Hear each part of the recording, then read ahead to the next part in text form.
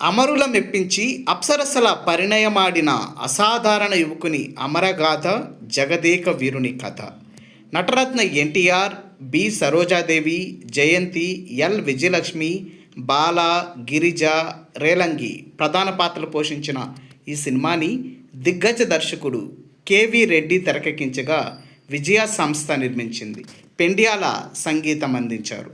1961 August 9న విడుదలై సంచలన విజయం సాధించిన జగదేక వీరుని కథ ఎక్కడెక్కడ విడుదలైంది, ఎక్కడెక్కడ శతదినోత్సవం జరుపుకుందో ఈ వీడియో ద్వారా తెలుసుకుందాం.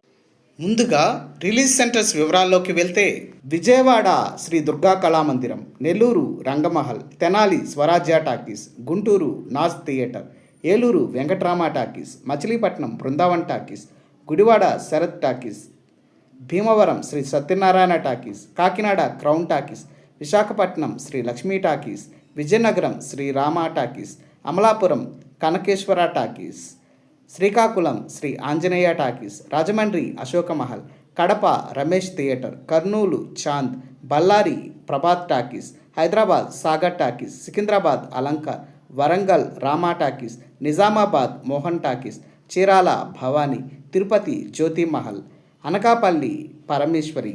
ఇప్పుడు శతదినోత్సవ కేంద్రాల వివరాలకు వెళ్తే విజయవాడ దుర్గా కళామందిరం, నెల్లూరు రంగమహల్, విజయనగరం శ్రీరామ, విశాఖపట్నం శ్రీలక్ష్మి, కాకినాడ క్రౌన్, రాజమండ్రి అశోక్, ఏలూరు వెంకట్రామ, తెనాలి స్వరాజ్, గుంటూరు నాజ్, గుడివాడ శరత్, బందరు బృందావన్, తిరుపతి జ్యోతి, కడప రమేష్, బళ్ళారి ప్రభాత్, కర్నూలు చాంద్, బెంగళూరు మూవీల్యాండ్, ఆదోని ద్వారక.